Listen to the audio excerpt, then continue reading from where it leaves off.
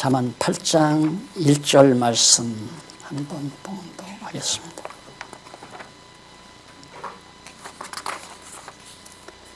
아, 4183페이지입니다. 1절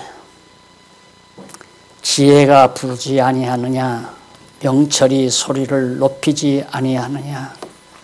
그가 길가의 높은 곳과 사거리에 서며 성문 곁과 문 어귀와 여러 출입하는 문에서 불러 가로되, 사람들아 내가 너희를 부르며 내가 인자들에게 소리를 높이노라. 4절까지 봉독했습니다. 오늘은 지혜를 들으라는 훈계 내용, 지혜의 말씀을 들으라는 훈계 내용이죠. 이걸 얼른 지혜 그러면 하늘로부터 오신 말씀이 육신이 되어 오신 예수 그리스도, 하나님의 지혜자로 오신 그리스도를 연상을 하시면 쉽게 더 성경이, 신구약 성경이 쉽게 다가오게 됩니다. 그러니까 지혜를 들으라. 왜 들으라? 지혜가 부르니까. 예수님께서 의인을 부르러 온 것이 아니라 죄인을 부르러 왔다고 그러잖아요. 그래서 지혜자 되시는 예수 그리스도가 당신의 택한 백성들을 부르는 것을 들으라는 훈계 내용의 예표용, 모형적인 내용이라고 그렇게 생각을 하시면 됩니다. 그러면 들으라는 말씀, 훈계가 8장에서 9장까지 나오는데 그 첫 번째 전반부가 8장 1절로 31절까지죠. 지혜를 들어야 하는 까닭을 설명합니다. 왜 지혜의 부름을 들어야 되는가, 그 이유, 까닭을 하나하나 설명하는 내용이 8장 1절로부터 31절까지 소개되거든요. 그런데 거기 교재에 보시면 4182페이지 한번 보시겠어요? 82페이지 중간에 문단 바뀐 데 보시면은 거기 솔로몬의 아들에게 지혜를 들으라는 훈계에 대한 자모를 가르치게 된 동기 역시 여호와께서 장차 한 지파 외에는 나라를 솔로몬의 신복에게 주시겠다고 예고해 주신 사실에 있습니다. 그러니까 솔로몬의 아들에게도 지혜를 들으라 하는 말은 유다 지파 외에는 11지파, 10지파 반이 다 나라를 갈라가지고 간다고 솔로몬에게 예고를 해 주셨잖아요. 그 예고된 말씀에 그 동기가 있다는 얘기예요. 그래서 솔로몬이 예고해 주신 여호와의 말씀을 듣고 다윗 왕가의 왕위를 계승할 아들이 다윗 왕가를 이탈하는 자기 신복의 유혹에 넘어가지 않기 위해서 그동안 제가 계속해서 설명해 왔던 내용입니다. 그래서 그 일찍의 여호와 그 밑에서부터 6째 줄 앞부분에 보면 이는 열왕기상 11장 9절로 13절에 나오는 거 나오죠. 그게 바로 다 나라를 10지파 반들이 다 가지고 나간다 하는 얘기인데, 이는 일찍이 여호와께서 선지자 나단을 통하여 다윗에게 이름을 존귀케 하시고 나라를 평안케 하시며 왕위를 영원히 견고케 하신다고 언약하신 말씀을 이루어 주시기 위한 것이다. 참 놀랍죠. 나라가 지금 막 10지파 반이 다 갈라져 나가는데 하나님의 계획은 뭐냐면 다윗과의 언약을 이루시기 위한 준비라는 얘기입니다. 그 놀랍잖아요. 하나님께서 다윗에게 언약을 이루시려면 그냥 나라가 갈라지지 말고 형통케 해서 온 12지파가 다 다윗을 왕으로 모시고 영광을 누리도록 그렇게 해야 되는데 하나님의 섭리는 안 그렇단 말입니다. 12지파 가운데 10지파 반이 다 배반하고 북으로 가서 다윗 왕가가 아닌 다른 왕가도 아닌 거짓 왕가를 세워서 나라를 세우도록 하나님께서 그렇게 섭리하신다는 얘기예요. 그러니까 그건 뭐냐면 사람의 능력으로 되는 게 아니라 내 능력으로 된다. 그러니까 하나님의 언약이 다윗이 잘 노력하면 되는 게 아니라 하나님의 언약은 다윗이 아무리 미약해져도 하나님의 언약은 그대로 이루어 주신다. 그걸 깨닫게 하기 위해서 나라를 혼란하게 만들어서 갈라가게 만들어 가시는 겁니다. 그래서 다윗에게 언약한 것이 세 가지 아니에요. 첫째는 이름을 존귀케 한다. 다윗 왕의 이름을. 두 번째는 나라를 평안하게 하고, 나라가 지금 갈라져서 다 나가는데 어떻게 평안해요? 평안케 하고 왕위를 영원히 계승시키도록 다윗 왕가가 계속 유지되도록 그렇게 하신다. 그 언약을 하나님이 이루시려고 솔로몬 왕 때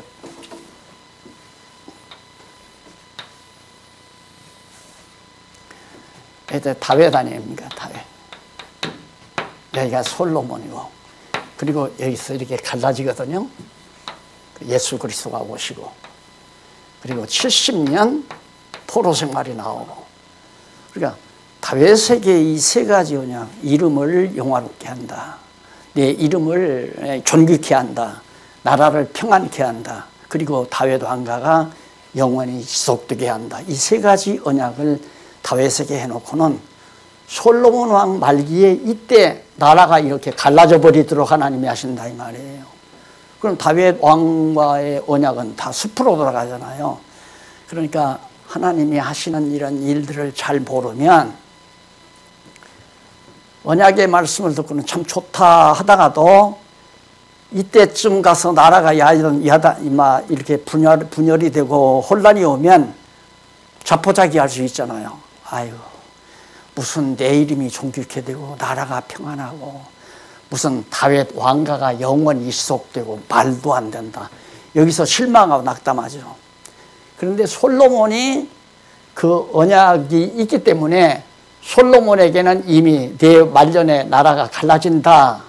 하나님이 언약하신 대로 나라를 갈라지게 할 때 아들 르호보암에게 너 여차여차 된다.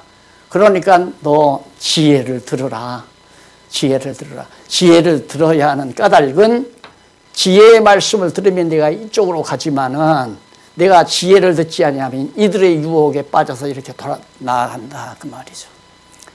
그러니까 사람의 어떤 기대라든가 사람을 조금이라도 의지하는 것을 하나님이 배제시켜 버리는 거예요. 그래서 온전히 하나님의 전능하신 능력으로 다윗과의 언약이 이루어지도록 섭리해 가시는 거거든요. 그걸 지금 솔로몬이 깨닫고 솔로몬이 아들에게 지금 그 지혜를 가르쳐 주는 거죠. 그래서 요즘 우리가 자꾸 가정교회 이렇게 말하는 것도 사실 성경 깨닫는다는 것이 쉽게 20대, 30대 깨달으면 참 좋죠. 얼마나 좋겠어요. 근데 그렇게 안 되잖아요. 그렇게 안 되고 적어도 뭐 40대, 50대, 뭐 늦으면 60, 70대 가서야 깨닫게 되니까 젊은 자녀들에게 정말 솔로몬이 르호보암에게 가르치듯이 젊은 자녀들에게 그렇게 성경을 가르친다고 하는 것은 아무나 할 수 있는 일이 아니다. 하나님께서 그 가문을 지키고 그 가문에게 주시는 하나님의 특별한 섭리가 작정돼 있으면 그렇게 돼도, 안 그러면 아무리 부모가 하려고 해도 안 들으면 어떡할 거예요. 듣지 않으면. 그럼 가정교회가 물어나 버리는 거거든요. 그 가정교회가 물어난다는 것은 늦게야 다 늦게야. 이쪽으로 갔다가 나중에야 이제 그 후손이 돌아올 때 나라는 다 망하고 나머지 잔존민으로 있다가 이때야 돌아오게 되는 거죠. 자손들이. 그러니 이 쓸데없는 고난의 길을 걸어가는 것이 어리석은 자들의 바로 지혜를 듣지 않는 자들, 지혜의 훈계를 듣지 않는 자들의 길이고, 지혜를 듣는 자들은 바로 이 길을 가는 것이고.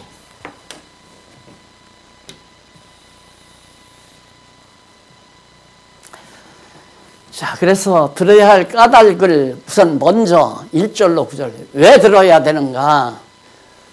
지혜라는 것은 선하고 참 선하다. 이 선하다라는 말은 하나님이 기뻐하시는 거라면 하나님이 좋아하시는 것. 예, 선하고 정직하고 옳곧다 이 말이죠. 옳곧다, 올바르다. 예, 하나님 보시기에 선하고 옳곧고 참된 것이다. 거짓이 아니고 참된 것이고 의로운 것이다. 여기에 정말 인본주의적인 윤리적이고 도덕적인 또 인본주의적인 선이라든가 정직이라든가 참 진리라든가 의로움이라든가 이런 개념들이 완전히 뒤집어지는 거죠. 완전히 뒤집어지는 거. 예, 하나님의 지혜만이 선하고 정직하고 참되고 의로운 말을 들으라. 이게 지혜의 말이란 얘기예요. 지혜의 가르침. 지혜는 선하고 정직하고 참되고 의로운 그런 말씀이기 때문에 들어야 된다고 가르치는 거죠. 그것이 1절로 9절에 나오는데 거기 1절에 이제 봉독해 드린 말씀 들으셨죠?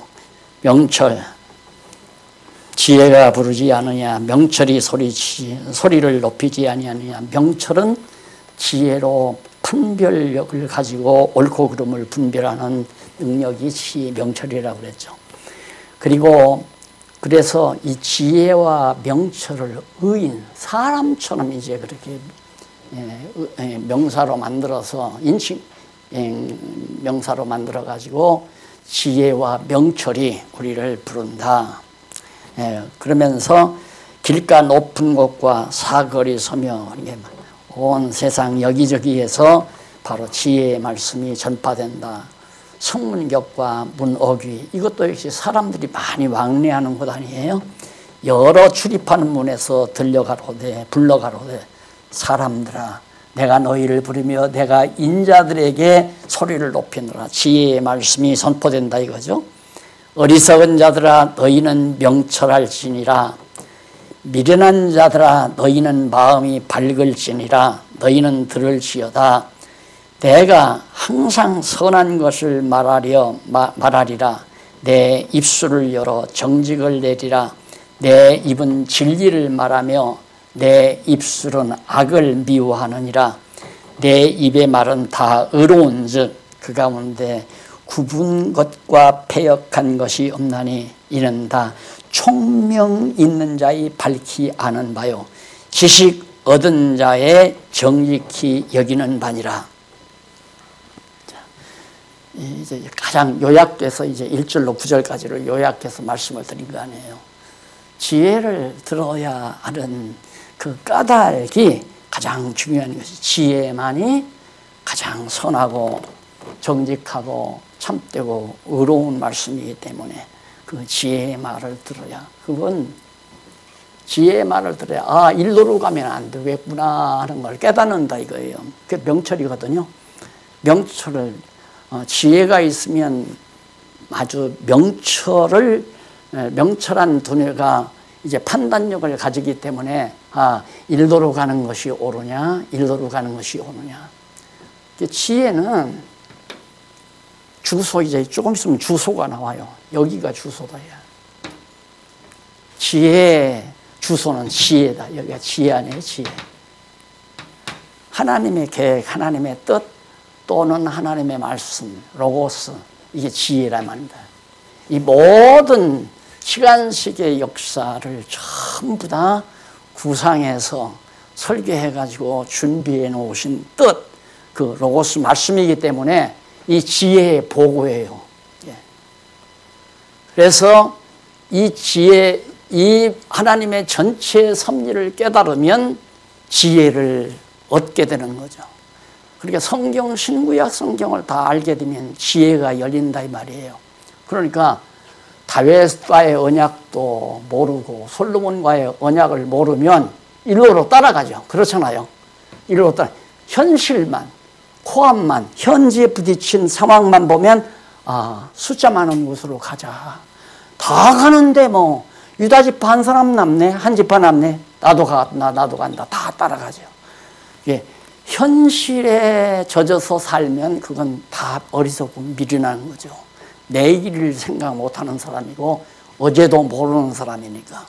그러나 적어도 다윗과의 언약, 솔로몬과의 언약, 더 나아가서는 야곱이 유다에게 한 언약, 유다 지파에서는 왕의 올이 나온다 그래서 유다 자손으로 나실 다윗 왕에게 내 이름이 정말 존귀해지고 내 나라가 평안할 거고 내 왕가가 영원히 지속되기 위해서 아브라함과 다윗 자손으로 예수님이 오신다.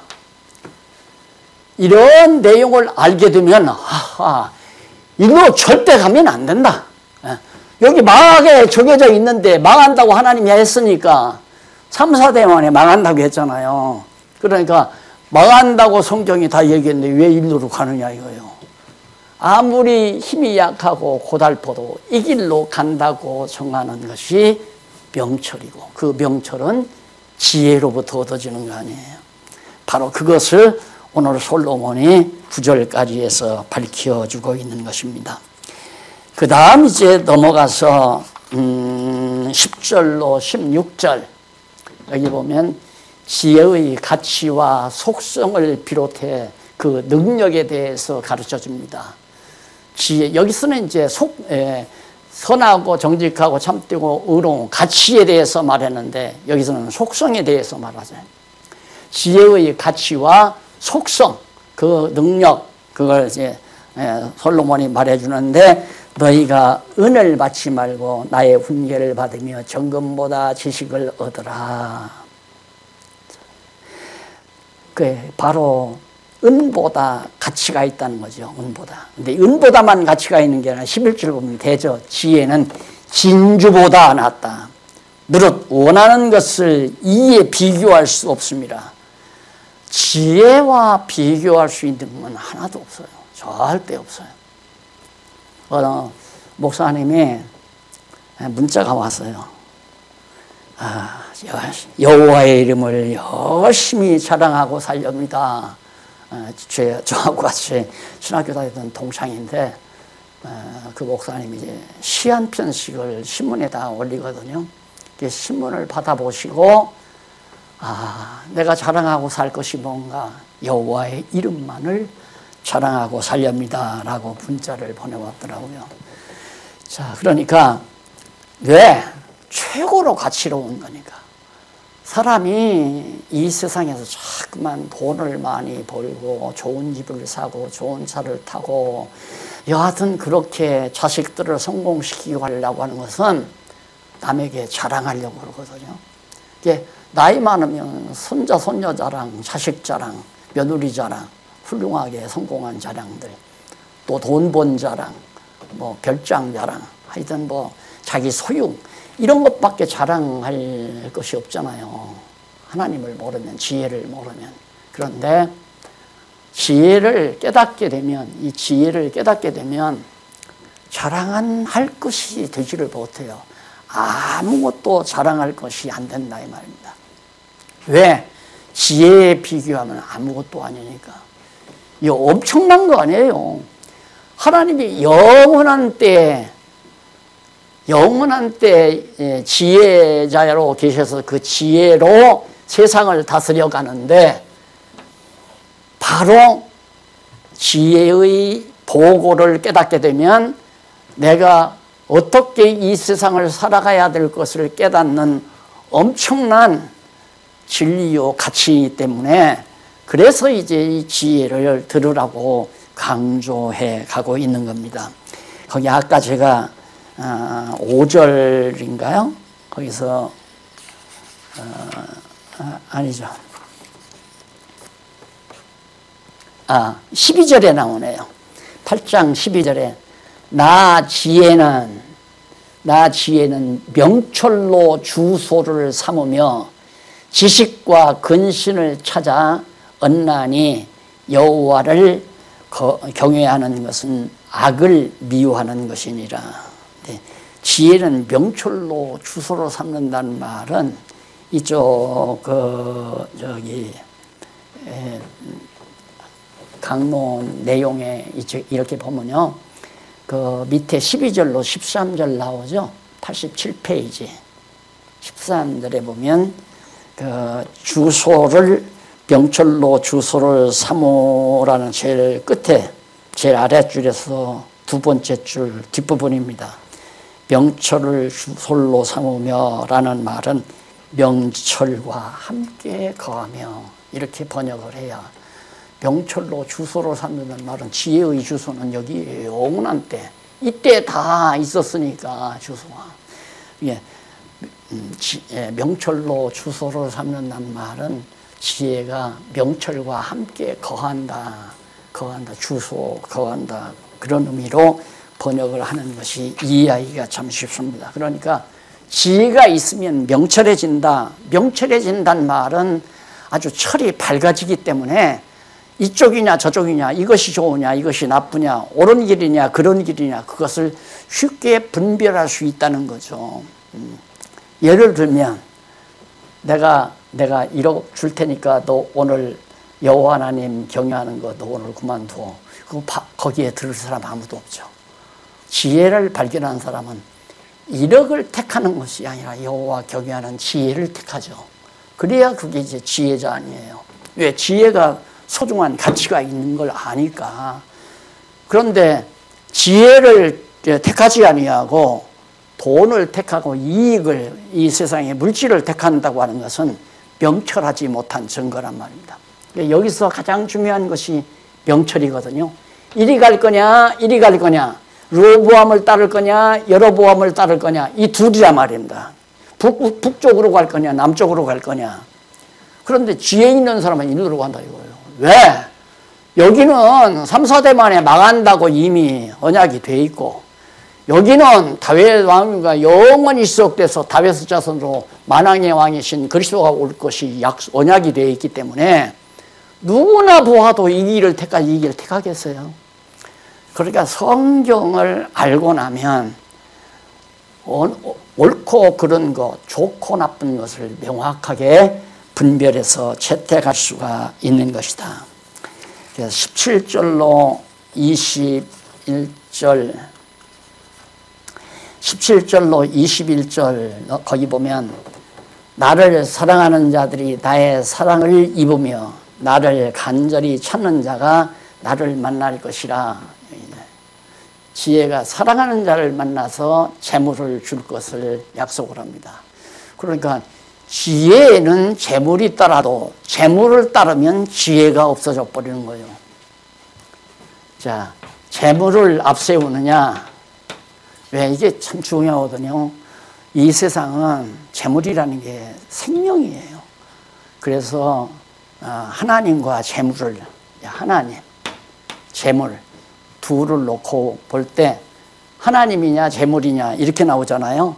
그러니까 재물이 그만 가치가 있단 말입니다. 근데 재물을 택하면 결국 하나님은 지혜는 없어지는 거고, 지혜를 택하면 재물이 따르는 거고, 재물이 따라온단 말입니다. 따라온다. 지혜. 그러니까 재물을 앞세우고 지혜를 뒤세우는 건 어리석은 거죠. 재물과 지혜는 비교가 안 되는 거다. 그 얘기를 지금 솔로몬이 해주고 있는 겁니다. 그 다음 거기 19절에 내 열매는 금이나 정금보다 나으며 지혜의 열매예요. 내 열매라고 하는 것은 1인칭 대명사로 지혜를 의인화시킵니다. 정금보다 나으며 내 소득은 천은보다 나으니라. 나의 의로운 길로 행하며 공평한 길 가운데로 다니나니 이는 나를 사랑하는 자로 재물을 얻어서 그 곳간에 채우게 하려 함이라. 일로로 오게 하는 것은 결국 하나님께서 솔로몬에게 지혜를 주고 그 지혜 다음에 당연히 재물이 따라오잖아요. 그래서 하나님께서 재물도 거저 덤으로 주신다고 한 거거든요. 다윗 왕통도 이쪽으로 가서 이들은 다 아수르에게 나라를 빼앗겨서 황폐해졌고, 그렇지만 여기는 이제 계속해서 다윗 왕국을 이루다가 70년 포로 생활에 다 파괴됐잖아요. 예루살렘도. 그런데 다시 회복하잖아요. 회복해서 이제는 천지와 만물을 다 다스리는 왕통, 모든 것이 하나님의 주권 소유 안에 들어오는 그리스도로 다윗 왕위가 영원히 이어지는 이 놀라운 역사가 바로 지금 솔로몬을 통해서 아들에게 이야기가 되고 있는 것입니다. 그래서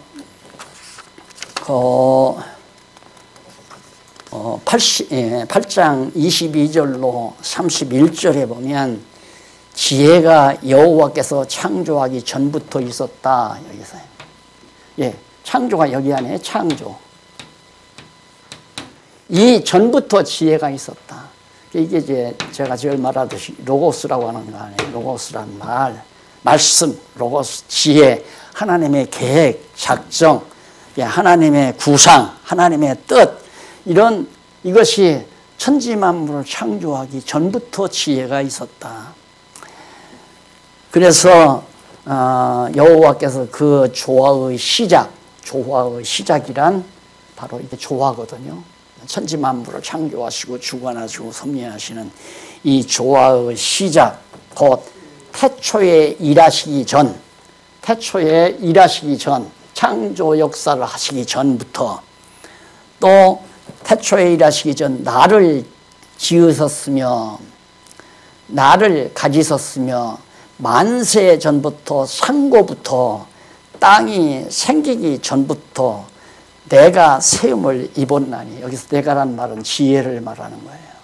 그러니까 결국은 이게 시적으로 지금 없는 거니까 잠언서가, 그러니까 여러 가지 표현적으로 조화의 시작 또한 태초에 일하시기 전, 또 뭐 만세 전, 창고부터 땅이 생기기 전, 이 모든 것들은 창세 전이란 말로, 이 창세, 이 전이라는 말을 그렇게 다양하게 표현한 것 뿐이에요. 그래서 내가 세움을 입었나니, 지혜가 이미 구상이 됐다, 세워졌다. 24절, 아직 바다가 생기지 아니하였고 큰 샘들이 있기 전에 내가 이미 났으며, 산이 세우심을 입기 전에, 언덕이 생기기 전에 내가 이미 났으니. 그래, 피조 만물이 다 지어지기 전에 이미 지혜가 먼저 다 존재했다. 그러니까 결국은 이 세상 모든 만물과 역사 섭리는 하나님의 이 지혜의 표현이라고 부르는데, 지혜를 드러낸 것이다. 예를 들어서 어느 아이가 아주 그림을 잘 그립니다, 손으로. 참 솜씨가 좋다, 지혜롭고 솜씨가 좋다, 그럴 거 아니에요. 그러니까 그 아이가 가지고 있는 내면의 솜씨, 그 지혜로움을 그림에다가 이렇게 표현하듯이 하나님의 지혜가 이 우주 만물의 모든 구조와 섭리 속에 다 드러나고 있는 것이다. 그러니까 지혜를 알면 모든 물리가 터지게 되고, 지혜를 알면 역사의 과거, 현재, 미래를 미래를 예측할 수 있고 과거를 해석할 수 있고. 그러니까 우리 신문에 사문에 보면 어제를 해석하고, 어제를 해석하고 오늘을 직시하고 내일을 예비한다. 이제 어제가 어떤 일이었다라고 해석이 되면 오늘 현실도 아주 바르게 볼 수 있죠. 직시를 해서 내일을 준비할 수 있다. 이게 이제 지혜의 결과예요. 그래서 이거 어떻게 살아야 되나 이렇게 답답한 것은 지혜가 없기 때문이죠. 지혜가 없기 때문에. 그리고 우리가 중간중간 가다가 실수하는 것도 이렇게 분명히 일로로 가셨으면 안 되는데 일로로 가야 되는데 일로로 가게 된다. 그게 바로 우리의 어리석음 때문에 그래요.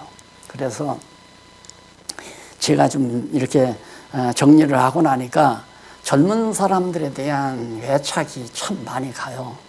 내가 하여튼 뭐 한 40대 가까이 될 때까지 굉장히 고민을 많이 했으니까요. 해석이 안 되고. 그래서 방황도 많이 하고 시간도 많이 낭비하고, 그렇게 해서 가능만 하면 젊은이들이 정말 방황하지 아니하고 또 시간 낭비하지 아니하고 살았으면 참 좋겠다 하는 그런 간절한 생각이 자연히 나오죠. 그런데 그게 마음대로 안 돼요. 마음대로. 물론 지금 방송을 통해서 공부하는 젊이들도 있겠지만은 배워도 그냥 그렇게 중심을 다해서 간절히 얘기를 해줘도 귀담아 듣지를 않는단 말입니다. 그건 당연히 결국 이 허탄한 길을 가다가 다시 돌아오게 하시는, 탕자처럼 뭐 돼지우리까지 갔다가 돌아오게 하시려는 하나님의 섭리가 있는 거죠. 그래서 내 욕심 같아서는 그저 돼지우리 안 갔으면 하는 게 반전한 바람이지만 그게 내 마음대로 안 되잖아요. 절대. 또 그렇게 많이 노력도 했죠. 먼저도 얘기했지만 우리 부모님들이 자식 고생하는 걸 누가 원해요. 다 자식들이 고생 안 하고 좀 살았으면, 예비는 고생했어도 자식은 고생 안 했으면 해도 똑같아요. 그거나 가르치는 자가 후배들, 제자들이 고생 안 하고 살기를 간절히 바라고 그렇게 하려고 노력도 하지만은 마음대로 안 되더라고요. 마음대로 안 되고 하나님께서 개개인에게 섭리하시는 게 다 각자 달라요. 사람의 선배의 노력으로, 부모의 노력으로 자식들이 잘 되는 거 아니더라. 또 선배의 노력으로 후배가 잘 되는 것도 아니고, 하나님이 각각에게 주어진 하나의 지혜가 있어요. 아무개는 어떻게 해야겠다. 아무개는 이렇게 갔다가 이렇게 돌아오게 해야겠다 하지만, 아무개는 이렇게 가게 해야 되겠다. 이게 다 정해져 있기 때문에 선배가 아무리 노력하고 부모가 아무리 노력한다고 그게 되나요? 안 되더라고요. 그러니까 결국 그걸 지혜 들어야 할 까닭 쭉 얘기하잖아요. 지혜란 뭐냐? 지혜가 여호와께서 창조하기 전부터 있었던 것이기 때문에 얼마나 소중하고 가치 있느냐 이거예요. 그러니까 여기서는 지혜를 못 찾아요. 절대 지혜를 못 찾는단 말입니다. 여기 있는 지혜이기 때문에. 하나님을 모르면 또 지혜가 없는 거고요. 그래서 여호와를 아는 것이 지혜의 근본이다. 이 여호와를 아는 것이 지혜의 가장 근본 뿌리다 이 말이죠. 여호와를 안다는 말은 여호와께서 작정하고 언약하시고 언약대로 성취하시는 이 사실을 알 거 아니에요. 이건 성취고, 이건 언약이고, 이것도 다윗과의 언약, 솔로몬과의 언약대로 이루어질 건데, 이게 하나님의 지혜의 표현이다. 그래서 거기 보면 그가 하늘을 지으시며 궁창을 해면에 두르실 때 내가 거기 있었고, 지혜로 다 바다도 하늘도 다 하나님께서 만들었다. 28절 그가 위로 구름 하늘을 견고하게 하시며 바다의 샘들을 힘있게 하시며 바다의 한계를 정하여 물로 명령을 거스르지 못하게 하시며 또 땅의 기초를 정하실 때 내가 그 곁에 있어서 창조자가 되어 날마다 그 기뻐하신 바가 되었으며 항상 그 앞에서 즐거워하였으며 사람이 거처할 땅에서 즐거워하며 인자들을 기뻐하였느니라. 예, 지혜가 하나님께서 이 천지 만물을 창조하고 다 주관하고 섭리하시는 동안 지혜가 거기 함께 있었다. 지혜가 바로 창세전, 여기가 바로 주소다. 결국은 지혜는 하나님이에요. 하나님 자체의 생각, 뜻, 계획. 지혜를 안다는 건 더 좀 쉽게 말하면 성경 66권을 안다는 거죠. 창세기부터 요한계시록까지 알면 하나님의 지혜가 표현된 걸 알잖아요. 그게 뭐 표현하려면 말 한없이 많죠. 동양사, 서양사도 다 마찬가지고 과거 일어난 성경에 의해 나타나는 모든 역사도 마찬가지고 지금 우리 성도님들의 가정생활도 마찬가지고 우리 장안중학교의 역사도 마찬가지고 이게 모두가 다 누구의? 하나님의 지혜의 표현이에요. 하나님의 지혜의 표현. 그걸 우리들이 알고 살아가야 한다. 그래서 들어야 된다. 그 까닭을 설명해 놓습니다. 그 다음에 이제 8장 32절로부터 9장까지 내용이에요. 여기는 지혜를 듣는 자의 결국. 그러면 여기서는 지혜를 들어야 할 까닭을 말해주고, 여기는 지혜를 듣는 자의 결국이 어떻게 되지는가, 지혜를 들으면 어떤 결과가 나오는가, 그 말이죠. 8장 32절로 36절까지 보면 지혜를 듣는 자는 복이 있어. 복이 있다는 말은 언약을 받았다 이 말이에요. 하나님의 언약을 받은 자다. 하나님이 이미 언약된 자다. 언약 백성이다 그 말이죠. 복이 있다. 언약 백성이다. 여기서 복이 있다면 자꾸만 세속적인 복, 그걸 자꾸만 생각하니까 성경이 전혀 안 풀려나가는 거예요. 과거 성경학자들이 이 복만 얘기하면 뭐 오복, 육복 얘기하면 뭐 인간의 오복, 뭐 자식복, 돈복, 명예복 등등 이런 등등 얘기를 하다 보니까 성경의 해석이 되겠어요? 예. 지혜를 듣는 복이 있다는 말은 하나님의 언약 자손이라는 얘기예요. 언약의 내용이 복 아니에요? 예, 복이 있어서 어떻게? 생명을 얻는다. 생명만큼 소중한 게 어디 있어요? 여기는 망하고 망하고 멸하지만 여기는 생명이 보장되어 있잖아요. 산다 이 말이에요. 계속해서.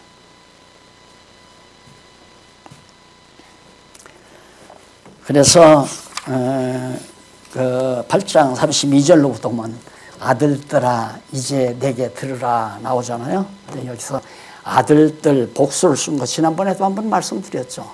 아들들은 여로보암 아들 하나 놓고서는 아들들이라고 하면 말이 안 되잖아요. 아들들이란 바로 헬라 히브리어에서 아들은 자손, 손자, 아들, 증손자 이거 구분이 없어요. 그냥 다 자손을 아들을 자손이라고도 하고 손자를 아들이라고도 그렇게 번역을 하는데, 그렇게 번역하면 안 되죠. 우리의 계대대로 말하면 아들, 손자, 증손자 이렇게 번역을 해야 하는데 히브리어에는 그게 없으니까 자손이라고 하는 거예요. 자손. 그러니까 자손들아 그 말은 로보암 네 아들, 그 아들, 그 아들, 그 아들 나오잖아요. 우리 역대기 상하 배울 때 그 아들, 그 아들 나왔죠. 솔로몬의 아들, 그 아들, 솔로몬의 그 아들 로보암, 로보암의 그 아들 아무개 쭉 나와요. 그건 아들들아, 자손들아 그 말이에요. 이게 왕손들아, 다윗 왕손들아 그 말이에요. 그러니까 지혜를 듣는 자는 복이 있어 생명을 얻는데, 자손들아 이제 내게 들으라. 내 도를 지키는 자가 복이 있느니라. 내 도란 말은 하나님이 작정하신 이 길을 지키는 자가 내 도예요. 하나님의 도, 하나님의 지혜의 길, 도, 올바른 길, 도를 지키는 자가 복이 있느니라.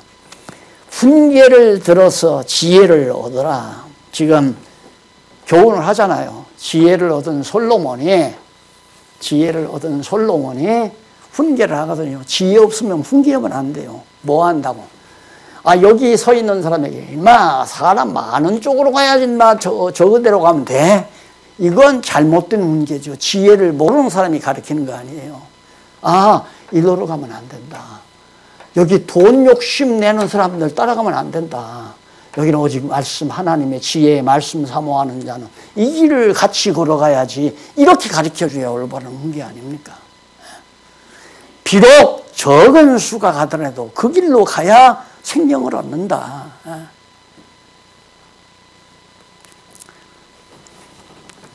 집안도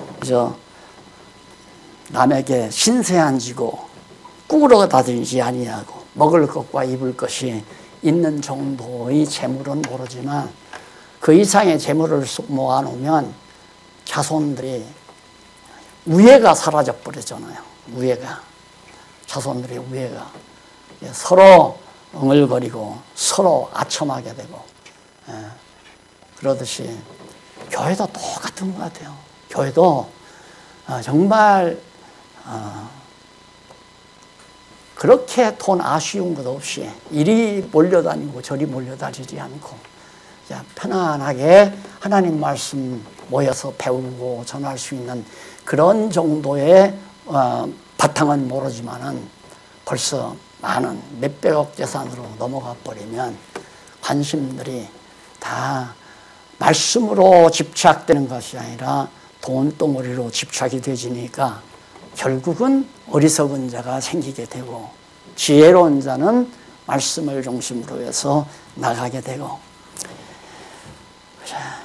그래서 거기 보면 누구든지 내게 들으며 날마다 내 문 곁에서 기다리며 문설주 옆에서 기다리는 자는 복이 있나니. 왕가 문 곁에서, 왕가 곁에서, 또한 문설주 문 곁에 문설주 옆에서 기다리는 자.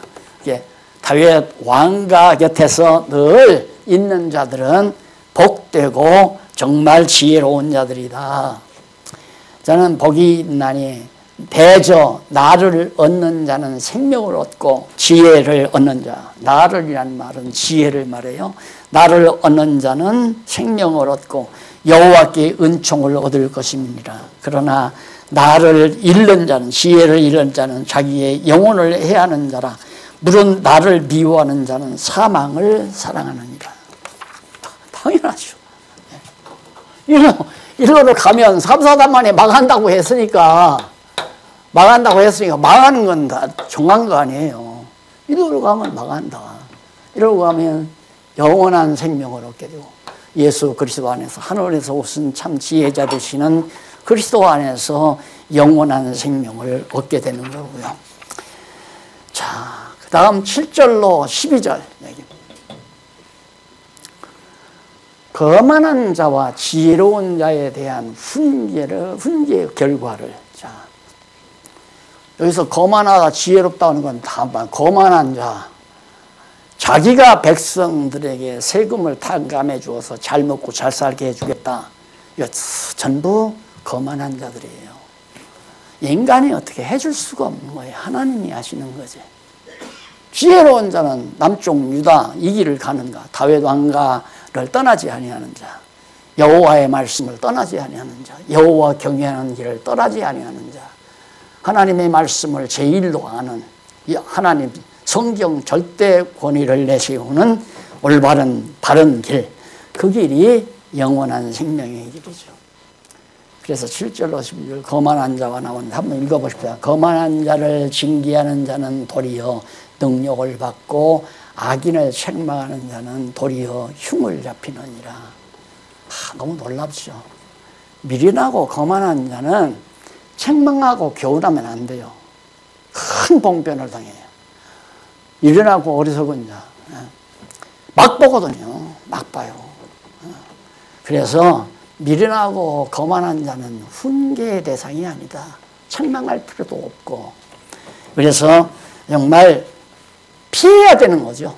그들과 상대하지 마니고 흠을 잡히니까 거만한 자를 책망하지 말라. 왜? 그가 너를 미워하여 미워할까 두려우니라. 남에게 미움받는 건 언제 칼 맞을지도 모르잖아요. 돌에 맞을지도 모르고. 미움 받을까 두려우니라. 지혜 있는 자를 책망하라. 그가 너를 사랑하리라. 이 지혜 있는 자가 책망을 하는 것은 사랑하기 때문에 책망하는 거거든요. 사랑하기 때문에. 근데 사랑하기 때문에 책망한다는 걸 깨닫는 것이 정말 지혜지만 그걸 지혜로 못 받아들이더라고요. 그것도 해보니까 저도 다 해봤어요. 이거 이제 배우면 연구하면서 어떤 분에게는 한번 책망을 좀 해봐야겠다. 책망해서 삐져서 나가버리잖아요. 책망하니까. 우리 장안요한교인이 아닙니다만은 아주 진리를 사랑해서 진리 아니면 살지 못하고 진리를 그렇게 좋아하고 애써서 정말 조금 교회가 어려워지니까 나한테 불만 불평을 털어놔요. 그래서 내가 한번 책망을 했더니만 그때로 또 삐져가지고 연락도 안 하고 그래서 지혜로운 사람도 그렇게 쉽게 책망이라는 게 참 어려운 거구나 하는 생각을 많이 해봅니다. 그 다음 지혜 있는 자에게 교훈을 더하라. 지혜 있는 자를 가리키면 그가 더욱 지혜로워질 것이요 의로운 사람을 가르치라. 그의 학식이 더하리라. 하나님을 아는 지식이 더하리란 말이죠. 여호와를 경외하는 것이 지혜의 근본이요 거룩하신 자를 아는 것이 명철이니라. 나 지혜로 말미암아 내 날이 많아질 것이요. 3, 4대 만에 망하지만 지혜를 얻은 자는 그날이 많아지죠. 영원한 생명. 영원한 생명을 얻는 길이니까. 나 지혜로 말미암아 네 날이 많아질 것이요 네 생명의 해가 더하리라. 네가 만일 지혜로우면 그 지혜가 네게 유익할 것이나 네가 만일 거만하면 너 홀로 해를 당하리라. 지혜의 반대는 거만이에요. 다시 말해서 거만이란 자기를 높이는 거거든요. 자기를. 이게 지혜자는 자기가 아무것도 아니라는 걸 항상 자기를 높일 생각을 안 하는 거죠. 자기를 높일 생각. 그래서 내가 해야 된다. 나를 따라야 된다. 나를 공경해야 된다. 나를 존경해야 된다. 이런 생각. 이게 이제 거만한 자가 자기가 으뜸이 돼가지고 여로보암이 자기가 왕족이 아니거든요. 솔로몬 때 부하니었어요. 솔로몬의 아주 큰 관심을 받은 신복 부하였어요. 여로보암이. 나이가 많죠. 여로보암보다 나이가 많단 말입니다. 그러니까 아들 밑에서 부하 노릇하기도 좀 창피하고 그러니까 벌써 교만한 생각이죠. 아, 비록 나이가 어리지만 여기는 솔로몬 왕통이다. 당연히 제가 이 생각하지 말아야 되거든요. 그러니까 나가서 으뜸 노릇 왕이 돼가지고 백성들로부터 다 존경받고 섬김받으려다가 결국은 패가망신 다 해버리고 말잖아요. 그런 것들을 솔로몬이 미리 내다보면서 아들에게 가르쳐주는 내용이 바로 본문의 내용입니다. 마지막으로 9장 13절로부터 18절까지 미련한 계집의 어리석은 행동과 말과 무지함을 가르칩니다. 여기서 미련한 계집이란 말, 음녀를 말하는 거죠. 음녀. 그건 바로 여로보암을 말한다고 내가 그랬잖아. 곁길로 가는 자.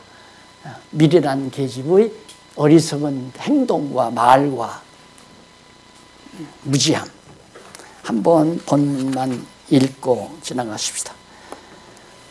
미련한 계집이 떠들며 어리석어서 아무것도 알지 못하고 자기 집문에 앉으며 성을 높은 곳에 있는 자리에 앉아서 자기 길을 바로 가는 행객들을 불러 이르되 어리석은 자는 이리로 돌이키라. 또 지혜 없는 자에게 이르기를 도적질한 물이 달고 몰래 먹는 떡이 맛이 있다 하는도다. 나쁜 짓을 엄모하는 거.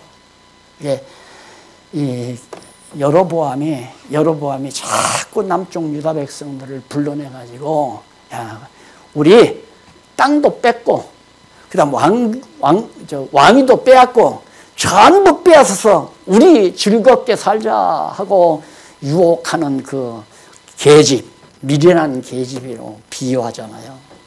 그 말에 다 속는 거죠. 여러분, 사람이 결속하는 데는 나쁜 일을 하자고 음모하는 데는 생명내대고 합니다. 대부분. 그러니까 그 아주 깡패 집단들, 그 집단들이 정말 은행을 턴다라든가 어디 뭐 큰 부잣집을 턴다 이런 때는 아주 견고하게 결속이 잘 돼. 재미가 있으니까. 야, 은행 털어서 돈 보따리 안고, 야, 그 부잣집 털면 돈이 황금 덩어리가 엄청 나올 텐데. 이런 얘기가 지금 나옵니다. 그게 얼마나 어리석은 짓이냐 이거예요. 생각해 보세요. 그 넓은 가나안 땅을 12지파가 각각 나눠 가졌잖아요. 겨우 유다 지파 딱 만난 게 놓고 다 뺏어갔어요. 왕가도 뺏어가 버리고, 백성도 다 뺏어가 버리고. 그래서 오직 그 어리석은 자는 죽은 자가 그 그의 곳에 있는 것과 그의 객들이 음부 같은 곳에, 음부 깊은 곳에 있는 것을 알지 못하느니라. 거짓을 해도 은행 털고 감옥에 가서 수년 동안 감옥 생활할 거를 알지를 못하고 즐겁죠. 야, 여기 금고가 있다 하면서 막 때려 부수고 주인도 죽이고, 그리고서는 막 털어가 나갈 때 얼마나 힘이 나고 얼마나 신바람 나겠습니까? 감옥에 가서 수년 동안 징역 살 생각은 없는 거죠.